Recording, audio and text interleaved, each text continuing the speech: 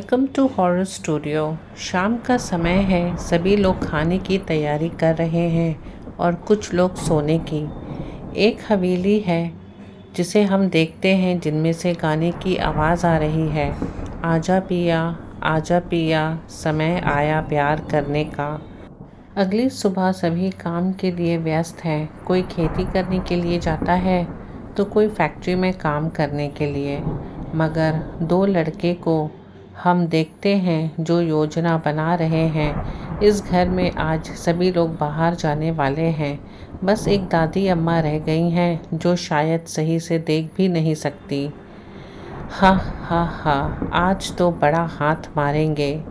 ये दोनों इस कहानी के मुख्य किरदार हैं। आइए थोड़ा इनके बारे में भी जान लेते हैं। एक का नाम अनिल है जो कि कहने को तो जुआरी है मगर गणित में काफ़ी अच्छा है, पर ये पैसे के कर्ज से डूबा हुआ है और जो भी पैसा ये कहीं से ही चुराता है उसे जुआ में हार जाता है। शायद किस्मत इसके साथ नहीं है हमेशा। दूसरी का नाम आदिल है जो कि लड़की के लिए पागल है। इसको कोई भाव नहीं देता, जो अब ये सोचता है कि पैसे होंगे तो सब कुछ है, अच्छी बीवी भी होगी। ये योजना बनाता है और अनिल को उस योजना में शामिल करता है चोरी करने के लिए, क्योंकि अच्छी लड़की की तरह अच्छी नौकरी नहीं मिल रही थी इसे। ये दोनों बचपन के अच्छे दोस्त हैं मगर एक दूसरे से जलते भी हैं। तेरी हाइट अच्छी है, तेरा रंग अच्छा है, मैं काला हूँ, ये सब। मगर वो सच्चे दोस्त थे। अब हम लोग फिर से उस हवेली को देखते हैं जिसमें से गाने की आवाज़ आ रही थी और ये दोनों उस घर में घुसते हैं जिसकी योजना इन्होंने बनाई थी। यहाँ घुसते हैं और तिजोरी खोलते हैं और अनिल चिल्लाते हुए कहता है, भाई अब तो माला माल हो गए हम लोग। अबे चुप चुप, बुढ़िया है यहाँ। और दादी अम्मा आ जाती है। फंसा दिया ना, अब मुँह क्या देख रहा है। इससे पहले चिल्ला चिल्ला के गांव वाले को बुला दे, उठा पैसे और भाग। वो दोनों वहाँ से जल्दी जल्दी निकलने लगते हैं। आदिल को उस तिजोरी से एक किताब भी मिलती है, वो उसे भी रख लेता है और गांव के लोग आने शुरू हो गए और वो दोनों भागने लगे। गांव वाले उनका पीछा कर रहे थे और उन्हें छुपने के लिए जगह चाहिए था। सामने एक हवेली थी, वो उस खिड़की से घुस जाते हैं। ये वही हवेली थी जिसमें से गाने की आवाज़ आ रही थी। गांव के लोगों ने उन्हें अंदर जाने से रोका मगर वो नहीं सुने और अंदर चले गए। यहाँ तक कि दादी अम्मा भी चिल्लाती रही, डायन डायन, मगर वो नहीं सुने और हवेली के अंदर चले गए। अब आदिल और अनिल हवेली में ही थे और आदिल की नज़र उस किताब पे जाती है जिस पे लिखा था खूबसूरत डायन। आदिल कहता है, अच्छा हम भी तो देखें, ज़िंदगी में तो कोई खूबसूरत हसीना नहीं आई, इसे देखते हैं। और पढ़ना शुरू करता है। दिल पैसा गिनने लगता है। आदिल कहानी पढ़ना शुरू ही करता है।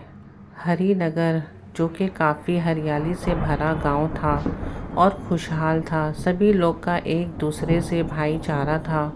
गांव के ज़मींदार का बेटा जिसका नाम रघुवर था, सभी उनको रघु भी कहते थे, वो एक बार गांव में टहलने के लिए निकलता है और उसकी नज़र एक लड़की पे जाती है। वो उन्हें काफ़ी अच्छी लगती है। वो काफ़ी ज़्यादा खूबसूरत और सुंदर भी, और वो ये बात अपने पिता को बता देता है और उसकी शादी भी हो जाती है क्योंकि ज़मींदार बहुत अमीर था और उनके पास बहुत ज़मीन थी।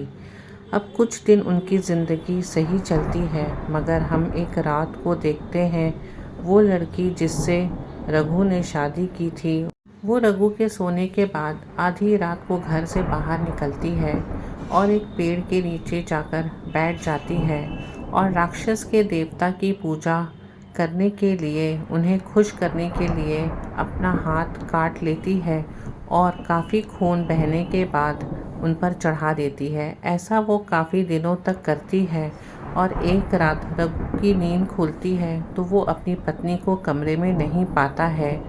ये सोच कर के वो कहाँ चली गई, रघु भी घर के बाहर निकलता है।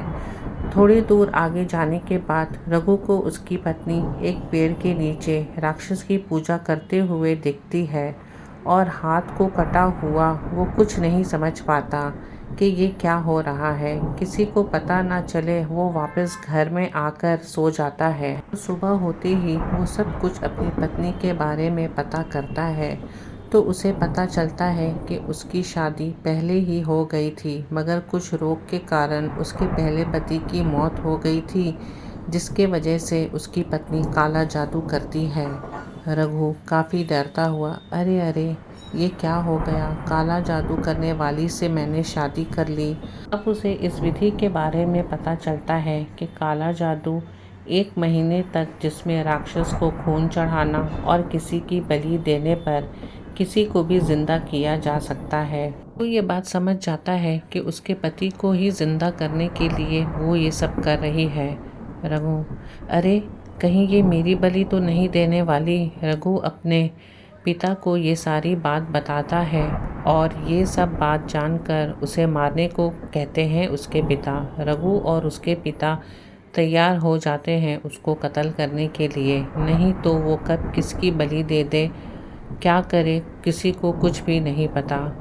रघु और उसके पिता दोनों मिलकर उसे मार देते हैं। और मरने से पहले वो कहती है, मैं तुमसे शादी नहीं करना चाहती थी।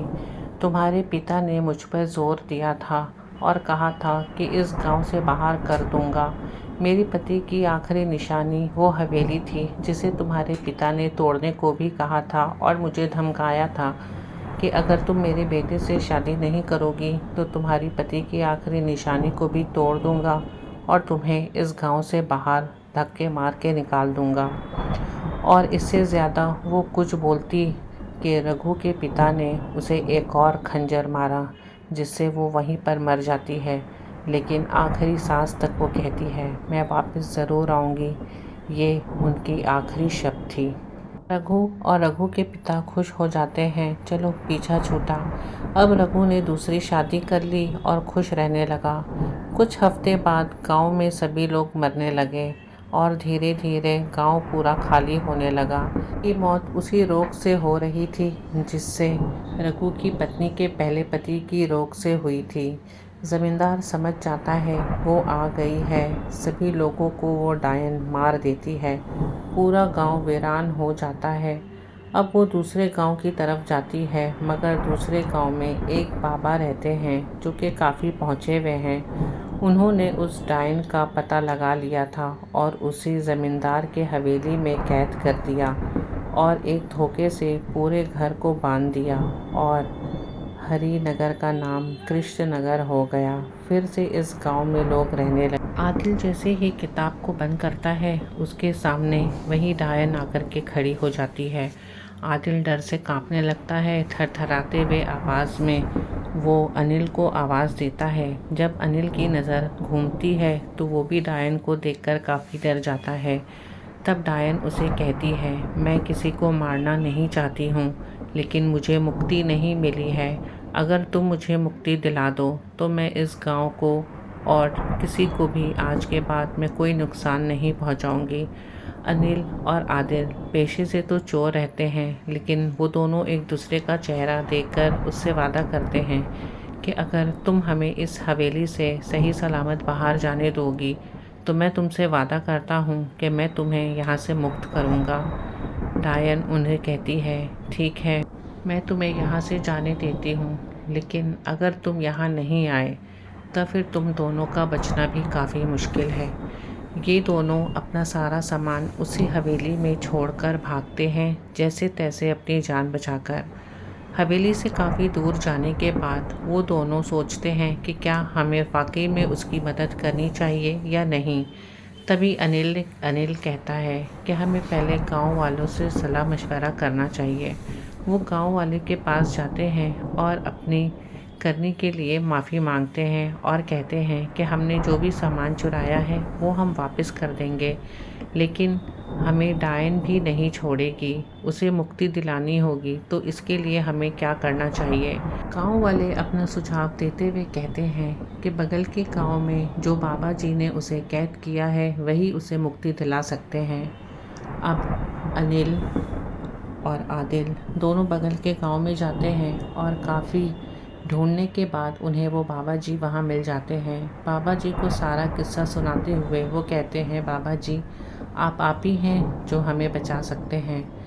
बाबा जी वापस आदिल और अनिल के साथ उस हवेली में जाते हैं और जा कर के उस डाइन से वचन लेते हुए उस डाइन को मुक्त कर देते हैं। और उस दिन के बाद से आदिल और अनिल उन दोनों ने भी कसम खाई कि आज के बाद से हम कोई भी गलत काम नहीं करेंगे।